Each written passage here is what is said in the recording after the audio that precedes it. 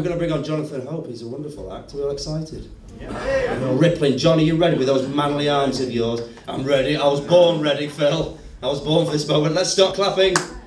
Let's start whooping and cheering. Welcome to the stage, wonderful Jonathan Hope.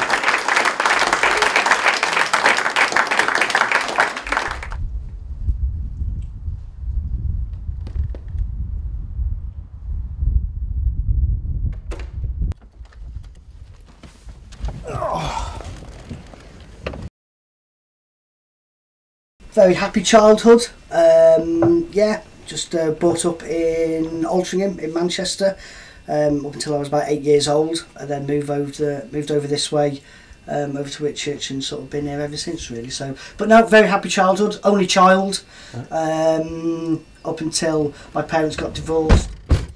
So Saddleworth Moors. I suppose there's always that element that you just never know how the gig's going to go. You want it to go well, as I said.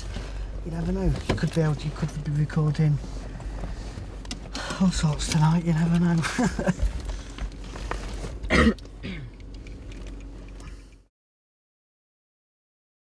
At school, yeah, got on with people. Always wanted to get on with people. And yeah, I had a very good school life, really nice childhood. But school, for me, I know a lot of people say that some people have troubled times at school and that, but I had one of the best times ever. Drive 0.3 miles, then keep right. The only woman I know who's got a sense of direction. 1 mile, turn left. Yes, all right. She can get really naughty sometimes. Attention seeker, I suppose. I wouldn't like to say that I am, but I suppose there's a point where if you're going to stand on stage and want people to laugh at you, then I suppose there is something there. I mean, people say you've got to have an ego to think that you can get up there and make people laugh. And I don't like the word ego, but I suppose there's something there to sort of think, you know, for you to portray a role and now sort of doing stand-up, then you think, yeah, maybe there is a sort of slight attention seeker, maybe needy, sometimes, yeah. So yeah, it could be. Arriving at destination on right. Fair play. My goodness me. You never thought that, would you? I don't know really, it's just the way that you're brought up and the people, because I think I was as an only child, I was brought up with adults a lot and used to any sort of parties, and it was very late on in life that I had any cousins or anything like that. And so whenever there was parties going on, if it was 18th or 21st as a child, I would mix a lot with adults, really. So, and I think that's where I used to sort of get my humour from, and just sort of be able to stand your own ground with adults as well a lot of the time. If they sort of, you know, give you a bit of, you know, try and wind you up and stuff, then you sort of try and give it back, really. When the documentary, you say after the mix, don't you? It's days, you have to count the days.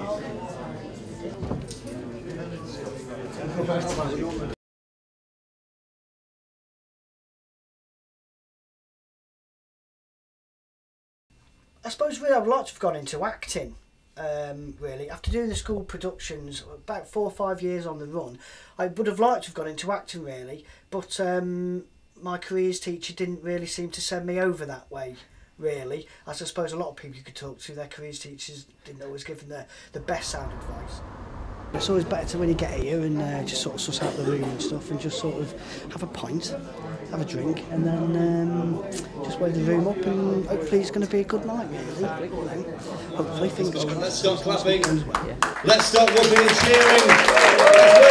Welcome to the stage, wonderful Jonathan Hope.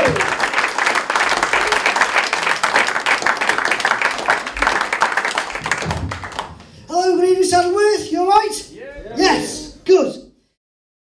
The thought of travel, really, thinking, right, let's just get off somewhere and then have a look about a little bit, really. I was 20 years old. I had the Silver Service experience from the Hill Valley, so I just thought I'd had a look at see what it was about, and then cruise liners came up, really. So I ended up getting a booklet about various different cruise liners that offered work, and just ended up sending my CV out to various different cruise line companies, and then got a job. I got an interview down in Bournemouth, and the guy sort of interviewed me, and said, yeah, great, got the qualifications, you'll get your joining orders in about four weeks' time. So I had to leave at a $200 deposit for my flight.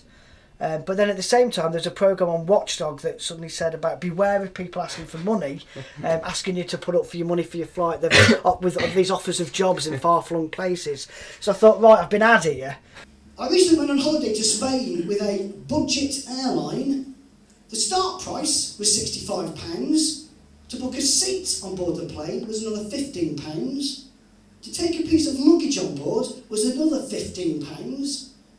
Airport tax, another £15. To be flown by a sober pilot, an extra £20.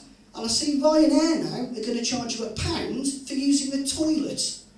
I mean, what's next? In case of an emergency, you have to swipe your credit card before the oxygen mask drops down.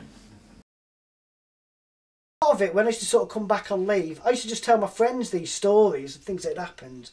And I suppose they used to say, you should just tell the stories on stage, really. And have you ever thought about doing stand-up? And I'd sort of thought about it, but I thought, oh, I don't know. It's a hard game and it can be really, really tough. And what are you going to talk about? You know, you could write jokes, as it were. But again, a lot of the time you think, what might be funny with your group of friends, you could go up on stage and think that it's funny in front of a room full of strangers and nothing at all. You know, but I suppose that's part of the process of it, really, as well.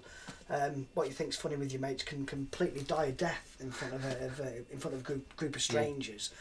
So, and it was just a friend really that said to me, right, you should just have a go at doing stand-up and see how it goes. So you're sort of thinking, right, what material am I going to do?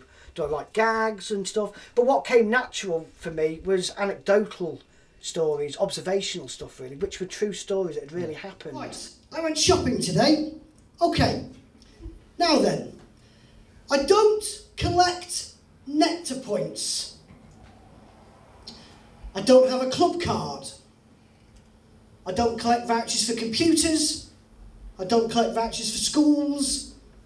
I don't collect vouchers for petrol. I don't need a hand putting 2 items of shopping into my shopping bag at the checkout. It should read Tesco's. Every belittle helps.